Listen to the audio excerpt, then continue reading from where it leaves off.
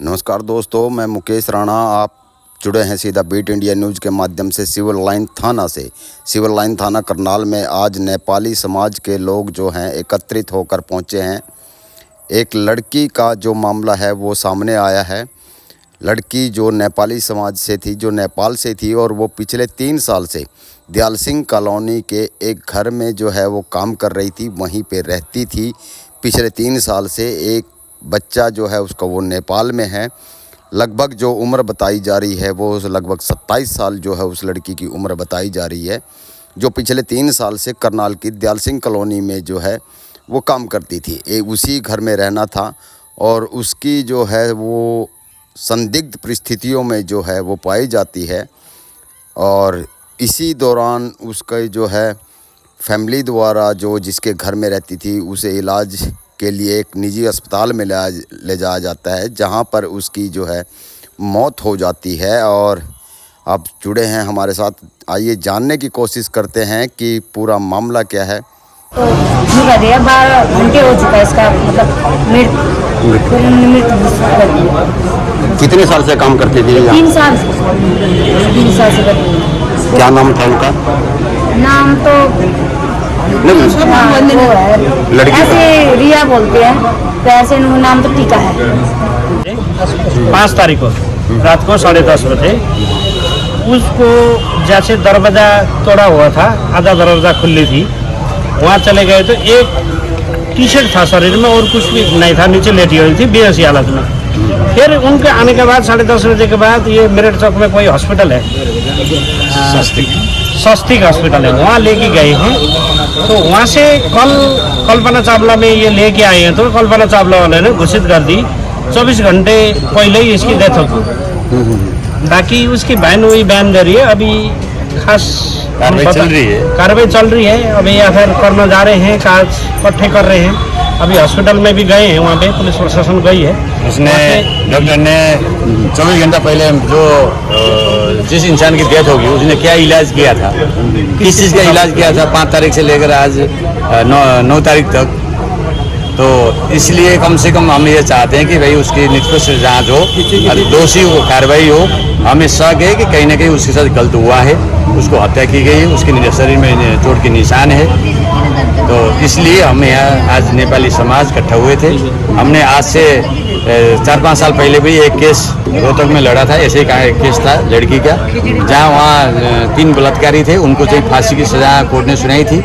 ऐसे ही पिछले साल हम चंडीगढ़ में भी हमारा एक घटना हुआ था, वहाँ भी हमने चाहिए केस लड़ा था। तो आज ये हमारे नेपाली समाज के ऊपर एक दुख की बात है। एक जो नेपाल से नौकरी करने के लिए आई हुई लेडीज़ है, उम्र 27 साल की थी उसकी, एक बच्चा है उसका नेपाल में। तो उसको यहाँ 3 साल से जिस बंदे के पास काम करते थे कोठे में, तो वो एक इंसानियती तौर में अगर वो ठीक होते तो कम से कम यहाँ आकर उन्होंने हमारे साथ सहयोग करना चाहिए था।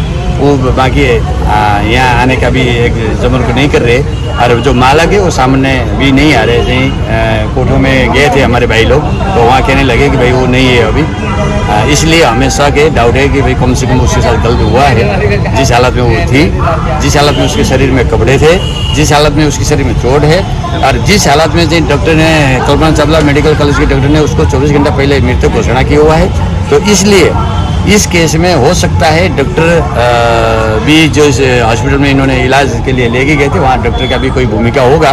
नहीं तो दयाल सिंह कॉलोनी में जिस कोठी में काम करती थी उसके आसपास इतने डॉक्टर है, इतने हॉस्पिटल है, मिगलानी है, महावीर दल है, सरकारी कॉलेज मेडिकल कॉलेज है, सरकारी हॉस्पिटल है, प्राइवेट के पूरी लाइन ही हॉस्पिटल लाइन है। तो वहाँ इलाज ना करवा के ऐसी हालत में उन्होंने जो स्वस्तिक अस्पताल मेरठ रोड में ले गए, वो क्यों ले गए, वहाँ क्या मतलब था ले जाने का इतना दूर। तो ये सारे तरफ से शौक की सुई घूमती है। अभी उस घर की जो मालिकनी है वो आई हुई थी यहाँ, तो उन्होंने ये बोल के गए कि भाई तुम मेरे को बुलाने वाले कौन होते हो, तुम मेरे को पूछने वाले कौन होते हो, अगर प्रशासक बुलाए कि मैं आऊँगी, नहीं तो मेरे को कोई ज़रूरत नहीं है आने की, तुम जो करना हो कर लो। ये वो शब्द बोल के यहाँ भाइयों के साथ ये शब्द बोल के उन घर की जो मालिकनी है वो चली गई। वो भी एक लेडीज़ है। उन्होंने भी ये चीज़ को सोचना चाहिए कि भाई अगर एक 3 साल से जिस लेबर ने उनके घर में काम करते थे, जो उनकी सेवा करते थे, वो आज उसके घर में मृत्यु एक हिसाब से मिलती है, अथवा उसके शरीर में कपड़े नहीं है, भाई हो सकता है वो निर्दोष हो, बाकी कम से कम उनका भी एक इंसान के तौर में उनको यहाँ आके सामने आके पेश होना चाहिए था। ये 5 तारीख का रात को 10 बजे उसके जीजा और बहन को फोन करके, उसका जीजा शुगर मिल में नौकरी करते, उनको फोन करके बुलाए, मालिक ने फोन किया था, फोन करके मालिक ने बुलाए। जब उन्होंने देखा तो उसके शरीर में आधा कपड़े, सिर्फ ऊपर टी शर्ट थी और कपड़े कुछ नहीं थे, वो नीचे जमीन में लेटी पड़ी थी, तो उसके शरीर में चोट के निशान थे। तो ये जो चीज़ है उनके बहन पोस्टमार्टम तो हो गई होगा। पोस्टमार्टम भी हम ऐसा चाहते हैं कि कम से कम एक मेडिकल बोर्ड के टीम जो है पोस्टमार्टम करे, निष्पक्ष ढंग से छानबीन होना चाहिए हमारी। किस जगह का मामला है? दिन रात वहीं पे, पूरे दिन वहीं पे रहते थे या दिन रात वहीं रहते, 3 साल से वहीं काम करते थे, वहीं रहते थे। किस जगह का मामला है? हाँ जी, किस जगह का मामला? ये दयाल सिंह कॉलोनी में है जी, दयाल सिंह कॉलोनी में। ये पोस्टमार्टम कब हुआ है? पोस्टमार्टम हुआ नहीं है जी, अभी तो डेड बॉडी है, पोस्टमार्टम करवाए हैं। हम चाहते हैं मेडिकल बोर्ड की टीम जो है पोस्टमार्टम करवाए। पोस्टमार्टम करवाने से पहले जब इन्होंने कल स्वास्थ्य अस्पताल से मेडिकल कॉलेज में ले आए होंगे ना, वहाँ उन्होंने जब चेक किया तो वो कहने लगे ये तो 24 घंटे पहले ही इसकी डेथ हो रहा है। तो कल ले गए हैं? हाँ, इस हॉस्पिटल मेडिकल में कहीं कहीं आप देख सकते हैं नेपाली समाज जो है कहीं न कहीं मकान मालिक पर जो है आरोप लगाता हुआ नजर आ रहा है, और जांच का विषय है। ये बड़ा मामला सामने आया कर्नल से। जुड़े रहिए हमारे साथ।